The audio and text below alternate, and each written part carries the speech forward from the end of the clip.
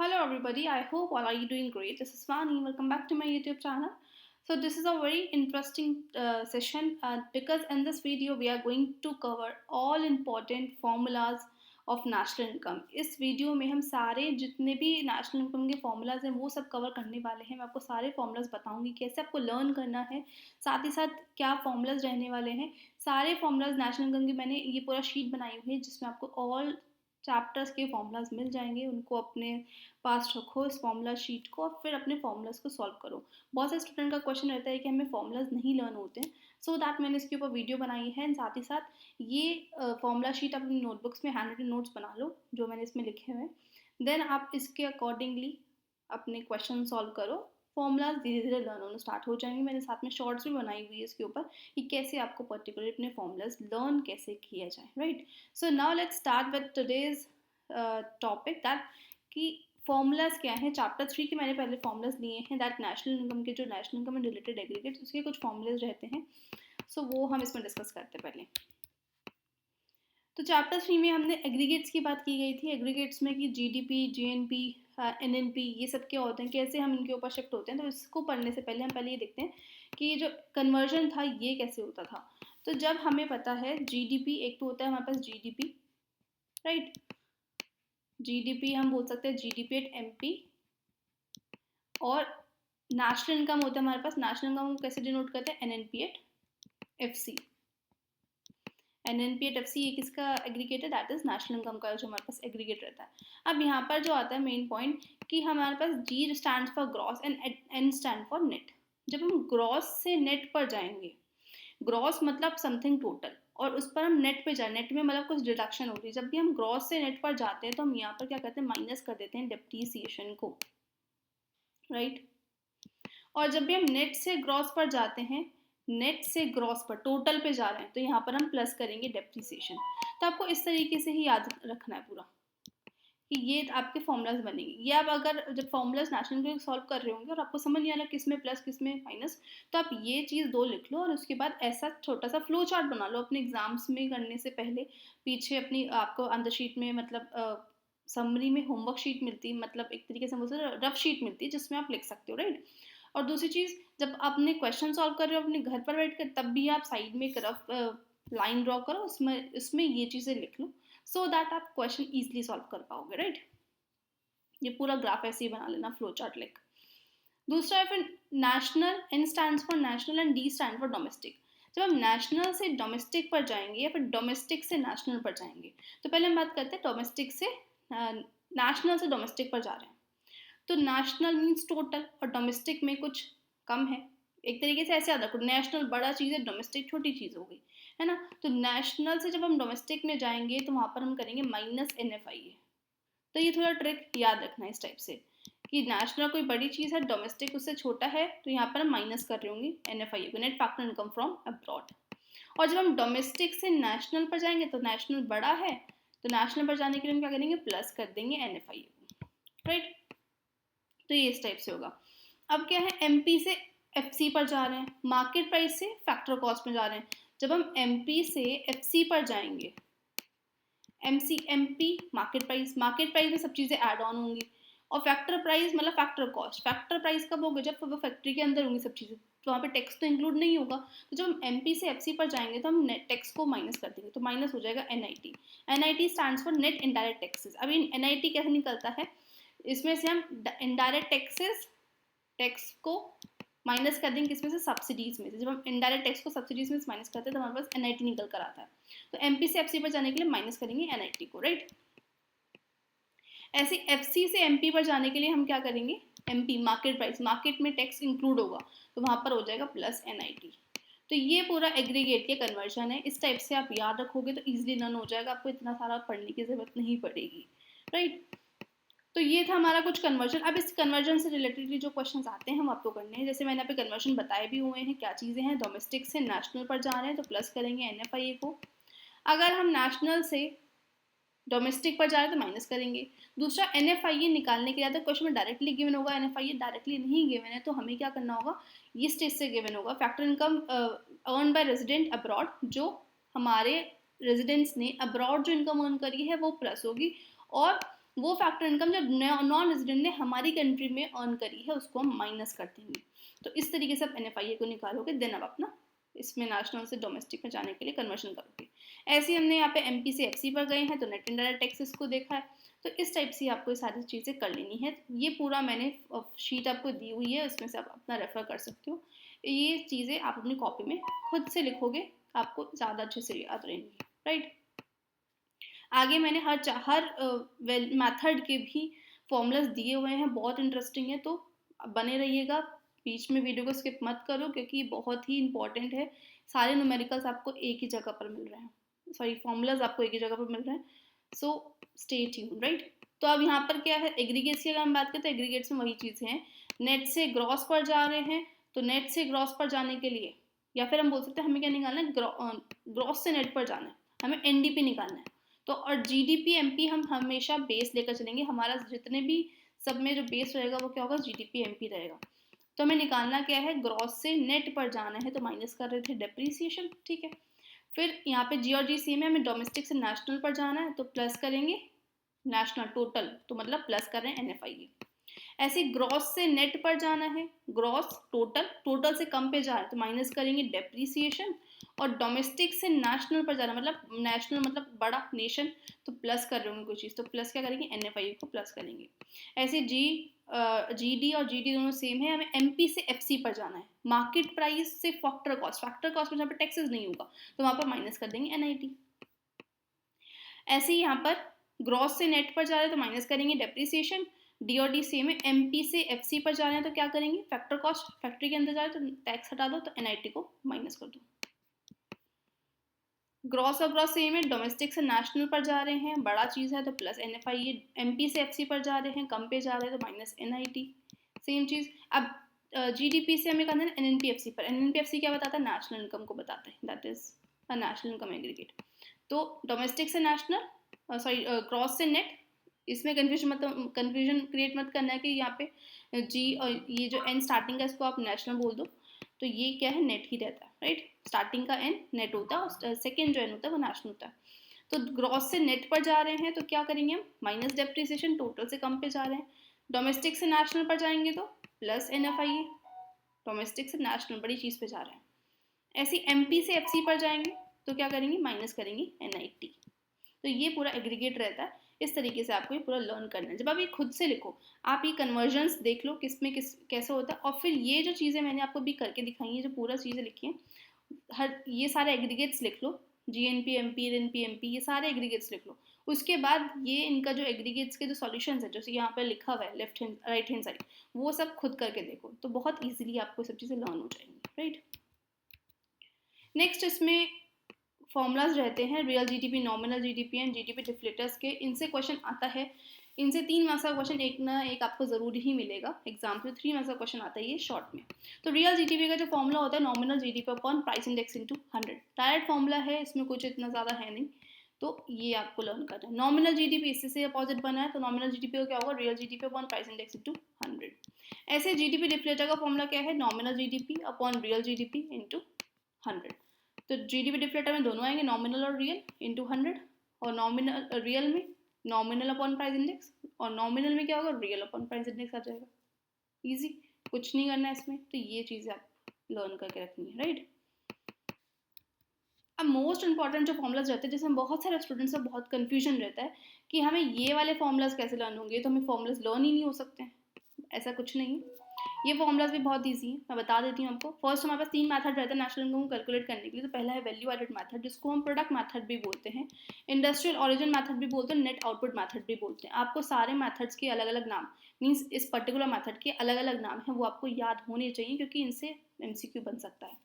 अगर हम बात करें वैल्यू एडेड मेथड से, तो वैल्यू एडेड मेथड से जो हमारे पास एग्रीगेट निकल कर आता है दैट इज GDP MP निकल कर आता है। मतलब ये क्या है, जब हम नेशनल इनकम को कैलकुलेट करेंगे वैल्यू एडेड मेथड से, तो हमारे पास डायरेक्ट नेशनल इनकम निकल कर नहीं आएगी, हमारे पास डायरेक्ट NNPFC निकल कर नहीं आता है। NNPFC क्या बताता है, नेशनल इनकम। हमारे पास जो एग्रीगेट निकल कर आएगा कैलकुलेशन करने के बाद, वो हमारे पास ये निकल कर आता है, राइट। तो इसको मैंने यहाँ पे लिखा है वैल्यू एडेड हम से क्या निकलता है, GDP MP हमारे पास निकल कर आता है। अब वैल्यू एडेड का जो फॉर्मूला है वो ये है, सिंपल फॉर्मूला है, value of output minus intermediate consumption. साथ साथ आप लिख भी सकते हो मेरे साथ, जब मैं जैसे बता रही हूँ वैसे वैसे लिखते रहो, सो दैट आपको इससे लर्न होता रहेगा। और अब जब खुद से लिखोगे तो ज़्यादा अच्छे से लर्न होता है, क्योंकि देखी हुई चीज़ें लर्न नहीं होती जब अब तक आप खुद से नहीं लिखोगे। तो वैल्यू एडेड का फॉर्मूला क्या है? Value of output minus intermediate consumption, right. अब वैल्यू ऑफ आउटपुट जो है, आउटपुट यहाँ पे तीनों सेक्टर्स के होंगे, primary sector, secondary and tertiary sector. अब क्वेश्चन में अगर सपोज क्वेश्चन में आपको गिवन है कि वैल्यू ऑफ आउटपुट गिवन है और इंटरमीडिएट कंजप्शन गिवन है, आपको क्या वैल्यू एडेड मेथड से नेशनल इनकम निकालनी है। तो आपको फॉर्मूला क्या है आपका वैल्यू एडेड का? Value of output minus intermediate consumption. Output की वैल्यू रखो, इंटरमीडिएट कंजप्शन की वैल्यू रखो, आंसर निकाल दो। अब एक क्वेश्चन ऐसे गिवन होता है, अभी वीके जो वीके ओरी टीआरजन वीके ओरी में आपको एक क्वेश्चन वैल्यू एडेड मेथड का स्टेप से गिवन है कि आपको प्राइमरी सेक्टर के अलग आउटपुट की वैल्यू दे रखी है, सेकेंडरी की अलग और टर्शियरी की अलग दे रखी है। तब आपको क्या करना होगा? इन सारी सेक्टर्स की प्राइमरी, सेकेंडरी और टर्शियरी सेक्टर की वैल्यू को ऐड करना होगा, उसके बाद वो टोटल वैल्यू ऑफ आउटपुट निकल कर आ जाएगा। तो फिर वो वैल्यू रखनी है आउटपुट की और फिर माइनस करना है इंटरमीडिएट कंजप्शन को, राइट। तो एक इस तरीके से होता है, सिंपल फॉर्मूला यही है, value of output minus intermediate consumption. अब होता क्या है, कई बार आपको वैल्यू ऑफ आउटपुट भी तोड़ तोड़ के गिवन होता है। तो वैल्यू ऑफ आउटपुट को जो निकालने का अलग से फॉर्मूला होता है वो ये होता है, sales plus change in stock. तो वैल्यू ऑफ आउटपुट निकालना है तो वैल्यू ऑफ आउटपुट को कैसे निकालेंगे हम? सेल्स गिवन हो गया आपको क्वेश्चन में, और change in stock. Change in stock कैसे निकालते हैं? Closing stock minus opening stock. इसको निकालोगे, इससे आपके पास चेंज इन स्टॉक निकल कर आएगा। उसके बाद sale plus change in stock करोगे तो वैल्यू ऑफ आउटपुट निकल कर आ जाएगा। वैल्यू ऑफ आउटपुट को यहाँ पर रखो, इंटरमीडिएट कंजप्शन की वैल्यू गिवन होगी क्वेश्चन में, उसको रखो, माइनस करो। वैल्यू एडेड मेथड से आपके पास क्या निकल कर आता है? एग्रीगेट जीडीपी एमपी निकल कर आ जाएगा, राइट। तो इस तरीके से हम निकालेंगे। अब आपने नेशनल इनकम निकाला है तो जीडीपी एमपी से कहाँ पर जाएंगे? एनएनपीएफसी पर। एनएनपीएफसी पर कैसे जाएंगे? ग्रॉस से नेट, डोमेस्टिक से नेशनल, एमपी से एफसी, स्टेप से हम कन्वर्ट करेंगे, राइट। अब इंटरमीडिएट कंजप्शन क्या है? इंटरमीडिएट कंजप्शन जैसे कि रॉ मटेरियल हुआ, जितना भी, जैसे जो भी सारी नॉन फैक्टर इनपुट्स होती हैं other than FOPs, land, labour, capital, entrepreneur के बजाय जितने भी सारे फैक्टर्स नॉन फैक्टर्स हैं, that will come under the intermediate consumption, right. जैसे रॉ मटेरियल आपको गिवन होगा क्वेश्चन में, तो वो हमें रखना है और उससे हमें आंसर निकाल देना है। तो ये छोटा सा फॉर्मूला है वैल्यू एडेड का, that is value of output minus intermediate consumption. Value of output को भी हम अलग से निकालते हैं, sales plus change in stock, और इंटरमीडिएट कंजप्शन हमें डायरेक्टली गिवन होता है, इसमें हमें कुछ नहीं करना होता। तो ये था वैल्यू एडेड मेथड का फॉर्मूला, इजी। आई होप आपको अच्छे से समझ आ रहा होगा। सो नेक्स्ट है हमारे पास इनकम मेथड। इनकम मेथड का जो फॉर्मूला होता है, इसमें क्या होता है, जब हम इकोनॉमी में जितने भी लोग हैं उन सबकी इनकम को जब टोटल करते हैं, उन सबकी इनकम को टोटल करके हमारे पास क्या निकल कर आता है? इनकम मेथड से नेशनल इनकम को हम कैलकुलेट करते हैं। पहला बात चीज, इनकम मेथड के अलग अलग नाम हैं। इनकम मेथड को डिस्ट्रीब्यूट शेयर मेथड भी बोला जाता है और फैक्टर पेमेंट मेथड भी बोला जाता है। अब हमें पता है हमारे पास 4 एफओपीज होते हैं। 4 एफओपीज कौन कौन से? Land, labour, capital and entrepreneur. और उन 4 एफओपीज को क्या मिलती है? अगर आपके पास लैंड, लेबर, कैपिटल और एंटरप्रेन्योर है तो उसको क्या मिलेगा? लैंड के बदले क्या मिलेगा? रेंट। रेंट क्या है? Income, right. लेबर को क्या मिलते हैं? वेजेस मिलते हैं। कैपिटल पर क्या मिलता है? इंटरेस्ट मिलता है। और एंटरप्रेन्योर को क्या मिलता है? प्रॉफिट मिलता है, राइट। तो ये सब क्या हो गई? इनकम। तो इन सारी इनकम को हम टोटल करेंगे 4 एफओपीज की, जिसको हम बोलते हैं 4 फैक्टर पेमेंट्स को हम टोटल करेंगे, उसके बाद हम नेशनल इनकम को कैलकुलेट करेंगे। अब वो 4 एफओपीज की जो इनकम है वो इस तरीके से आपको गिवन है, ये इनके अलग ये है वही चीज़ है लेकिन इसको हेडिंग में क्रिएट कर दिया है। तो क्या क्या हेडिंग है इसकी? Compensation to employees plus operating surplus plus mixed income, इन तीनों को प्लस करेंगे। उसके बाद हम क्या निकल इसमें भी हमारे पास जो आंसर आता है दैट इज एनडीपीएमपी। ये एग्रीगेट निकल कर आता है एनडीपीएमपी,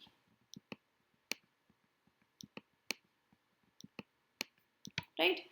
तो ये इनकम कौन कौन सी, उस इनकम को इस टाइप से इनकी हेडिंग बना दी है। पहला क्या? कंपनसेशन टू एम्प्लॉय, सेकंड और प्लस ऑपरेटिंग सरप्लस करेंगे प्लस मिक्स्ड इनकम करेंगे, तब हमारे पास क्या निकल करेगा? इनकम मेथड से एग्रीगेट निकल कर आता है। उसके बाद हम कन्वर्ट करेंगे किसके ऊपर? नेशनल इनकम के ऊपर। अब compensation to employees, compensation to employees में क्या होगी? जितनी भी एम्प्लॉयज की सैलरी वगैरह, वेजेस हुए, लेबर की बात हो रही है। ये वाला जो हमारे पास हेडिंग है ये लेबर की सैलरी की बात हो रही है, लेबर को जो भी इनकम मिल रही है वो सब इसमें आएगा। वेजेस हुई, सैलरीज हुई, याद आपको क्वेश्चन में डायरेक्टली गिवन होगा कंपनसेशन टू एम्प्लॉयज, वो उसको आप प्लस करो, प्लस करो ऑपरेटिंग सरप्लस, अगर गिवन है क्वेश्चन डायरेक्टली, क्वेश्चन में डायरेक्टली ये चीज़ गिवन है, मिक्स्ड इनकम में डायरेक्ट गिवन है, तो इन तीनों को प्लस करो, निकल कर आ जाएगा आपके पास फैक्टर इनकम से जो भी इसका एग्रीगेट हम निकालते हैं। लेकिन अब क्वेश्चन में आपको ये चीज़ें नहीं गिवन, आपको इन फॉर्म में गिवन, तो आप इन सबको टोटल करोगे, इन सबको टोटल करोगे, उसके बाद आपके पास निकल कर आएगा। अब कंपनसेशन टू एम्प्लॉयज में सब हेडिंग क्या क्या इंक्लूड होती है, तो वेजेस और सैलरी जितनी भी होगी वो प्लस करेंगे। पेमेंट इन काइंड मतलब फ्री अकोमोडेशन दे दिया, रहने के लिए फ्री घर दे दिया, या किसी भी काइंड में पेमेंट किया जा रहा हो तो वो इसमें आता है कंपनसेशन एम्प्लॉयज़ में। रिटायरमेंट के ऊपर जो भी पेंशन मिलती है वो हम प्लस करेंगे कंपनसेशन एम्प्लॉयज़ में। यहाँ पर जो ओल्ड एज पेंशन होती है वो हम इंक्लूड नहीं करेंगे, अगर क्वेश्चन में ओल्ड एज पेंशन गिवन होगी वो हम इंक्लूड नहीं करते हैं। दूसरा, employers contribution to social security, यहाँ पर जो एम्प्लॉयर्स का कॉन्ट्रीब्यूशन होगा सोशल सिक्योरिटी में वो हम इसमें इंक्लूड करेंगे, तब हमारे पास कंपनसेशन टू एम्प्लॉय का पूरा पार्ट निकल कर आ जाता है। प्लस क्या करते हैं अब इसमें ऑपरेटिंग सरप्लस। इस ऑपरेटिंग सरप्लस में क्या इंक्लूड होगा, अभी हमने लैंड जो लेबर जो हमारे पास लेबर थी, लेबर की इनकम तो किस में आ गई है, कॉन्ट्रीब्यूशन टू एम्प्लॉय में। जो अब क्या बचा हमारे पास, लैंड बचा है, लेबर हो गया, कैपिटल और एंटरप्रेन्योर, इन तीनों की जो भी इनकम होगी वो किस में आएगी, वो इसकी जो हेडिंग बना दी है वो कौन सी हेडिंग है, ऑपरेटिंग सरप्लस, वो इनके पास आ जाएगी। या तो क्वेश्चन में डायरेक्टली ऑपरेटिंग सरप्लस गिवन होगा, नहीं गिवन है तो ये चीज़ें आपको प्लस करनी होगी। तो income from property and entrepreneurship, जो भी प्रॉपर्टी और एंटरप्रेन्योरशिप जो भी इनकम मिलती है वो किस में जाएगा, ऑपरेटिंग सरप्लस। जैसे कि रेंट हुआ उसको प्लस करो, इंटरेस्ट को प्लस करो, प्लस प्रॉफिट, इन सबको अलग अलग गिवन है क्वेश्चन में, अलग अलग इन सबको प्लस करो, वो किसकी हेडिंग बन जाएगी, ऑपरेटिंग सरप्लस की, तो उसको हम प्लस कर देंगे, राइट। और अगर क्वेश्चन में ऑपरेटिंग सरप्लस भी गिवन है और ये सब चीज़ें अलग अलग भी गिवन है तो हम इस सब तब इस चीज़ को नहीं देखेंगे, तब हम सिर्फ किसको प्लस करेंगे, ऑपरेटिंग सरप्लस को ही प्लस करेंगे। अब प्रॉफिट जो है या तो डायरेक्टली गिवन होगा क्वेश्चन में, डायरेक्टली गिवन नहीं है तो वो इस फॉर्म में होगा। प्रॉफिट भी आपको फर्दर तोड़ तोड़ के दे दिया है, तो dividend plus corporate tax plus undistributed profit, इन सबको टोटल करेंगे तब हमारे पास क्या निकल कर आता है, प्रॉफिट निकल कर आता है। ये टोटल प्रॉफिट आया, फिर हम उन सबको प्लस करेंगे तो हमारे पास ऑपरेटिंग सरप्लस की हेडिंग क्रिएट होगी, फिर हम उनको प्लस करेंगे, राइट। जो बची कुछ इनकम है वो सब किस में आएगी, मिक्स्ड इनकम में, या फिर हम बोल सकते हैं जो भी सेल्फ एम्प्लॉयड पर्सन की इनकम है वो किस में जाती है, मिक्स्ड इनकम में जाती है। तो आपको याद है क्वेश्चन में डायरेक्टली मिक्स्ड इनकम गिवन होगी या फिर इस फॉर्म में गिवन होगी, income of self employed person, तो उसको प्लस करो, इन तीनों को हम प्लस करेंगे तब हमारे पास क्या निकल कर आता है, फैक्टर इनकम से एग्रीगेट निकल कर आता है। फिर हम जाकर क्या करेंगे, नेशनल इनकम पर शिफ्ट होंगे। तो ये छोटा सा फॉर्मूला रहता है हमारे पास किसका, इनकम मेथड का। इस टाइप से आप, जैसे मैंने ये अपने नोट्स में से ही ये कॉपी पेस्ट किया है सो दैट आप अच्छे से समझ पाओ, ये मेरे हैंड रिटन नोट्स ही हैं। तो अब आपको करना क्या है, ऐसे का ऐसे ही अपनी कॉपी में लिख लो और फिर इसको रख कर बैठो, उसके बाद आप क्वेश्चन सॉल्व करोगे, आपको क्या क्या चीज़ें गिवन है क्वेश्चन में, क्या क्या चीज़ें गिवन नहीं है, उसके बाद क्वेश्चन सॉल्व करोगे, खुद लर्न होना स्टार्ट हो जाएंगे फॉर्मूलाज। और बहुत ही इजी क्वेश्चन आते हैं नेशनल इनकम में से, बहुत हार्ड क्वेश्चन नहीं आते हैं। अगर क्वेश्चंस मतलब बुक में बहुत सारे क्वेश्चन ऐसे जो बहुत हार्ड है, सिर के ऊपर से जा रहे हैं, तो डरने की ज़रूरत नहीं, क्योंकि इतने ज़्यादा हार्ड क्वेश्चन नहीं आते हैं बोर्ड्स में, इजी ही क्वेश्चंस आते हैं न्यूमेरिकल से जो आप इजीली कर पाओ। क्वेश्चन छोड़ के बिल्कुल मत आना, बिकॉज थोड़ा भी करोगे आपको स्टेप मार्किंग होती, मार्क्स मिलेंगे। फॉर्मूलेज लिख कर ज़रूर आना। नेक्स्ट होता है एक्सपेंडिचर मैथड से फॉर्मूला। अब एक्सपेंडिचर मैथड का जो फॉर्मूला है, इसको इसके फर्दर नेम है कंजप्शन एंड इन्वेस्टमेंट मैथड भी बोला जाता है और इनकम डिस्पोजेबल मैथड भी बोला जाता है।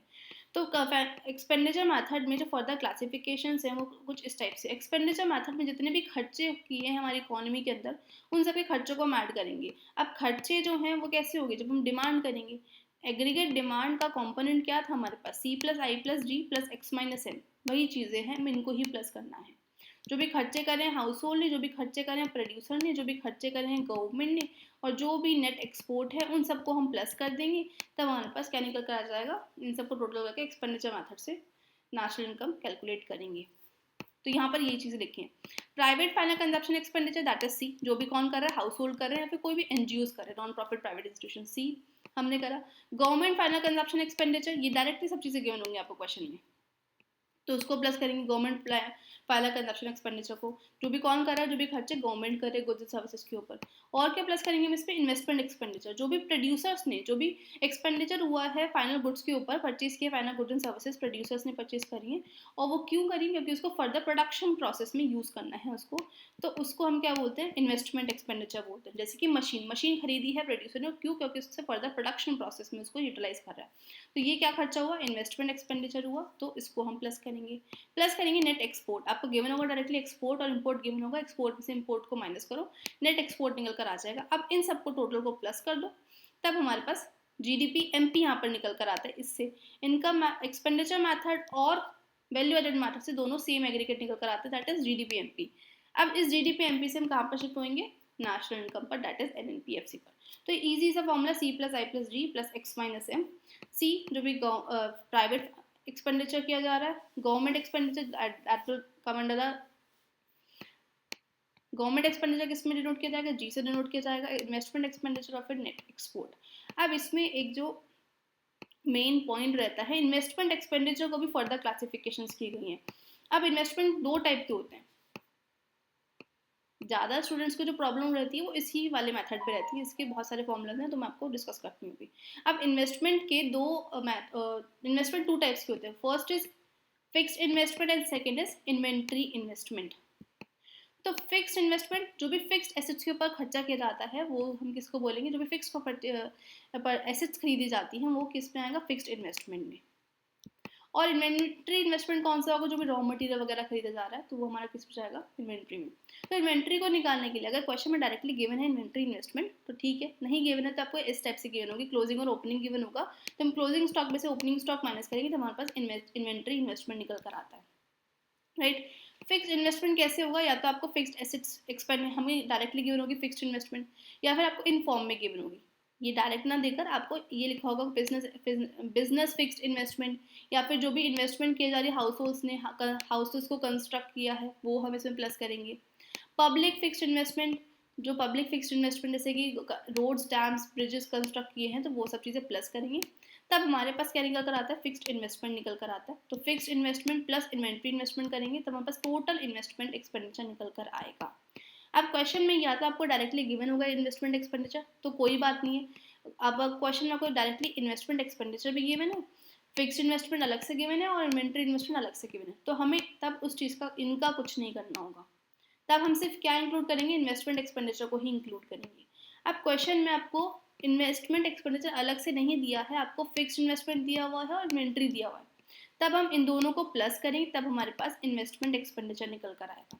या फिर आपको इन फॉर्म में दे दिया है, ये अलग अलग तोड़ तोड़ के दे दिया और इसमें भी अलग अलग से डिवाइड करके दे दिया, तो हम इन सबको प्लस करके तो हमारे पास फिक्स निकलेगा, इन्वेंट्री निकलेगा, फिर हम इन्वेस्टमेंट एक्सपेंडिचर को कैलकुलेट करेंगे और हम उसमें फर्दर जाके प्लस करेंगे, राइट। तो ये छोटे छोटे पॉइंट्स है जो कि आपको याद रखना है, और ये चीज़ें तभी आएंगी जब आप क्वेश्चन बहुत सारे सॉल्व करोगे, इस पर्टिकुलर मेथड से करो, इंपॉर्टेंट मेथड रहता है उसमें थोड़ी कन्फ्यूजन भी रहती है, सो दैट ये वाला शीट रख कर बैठो और उस टाइप से ही क्वेश्चन को सॉल्व करो। अब इसमें जो मोस्ट इंपॉर्टेंट चीज़ें रहती हैं वो कुछ ऐसे होती हैं, तो पहला जो पॉइंट है इसमें कुछ भी पॉइंट्स आपको नोट करके रखने हैं। पहला पॉइंट इसमें ये है कि ग्रॉस डोमेस्टिक कंजप्शन एक्सपेंडिचर।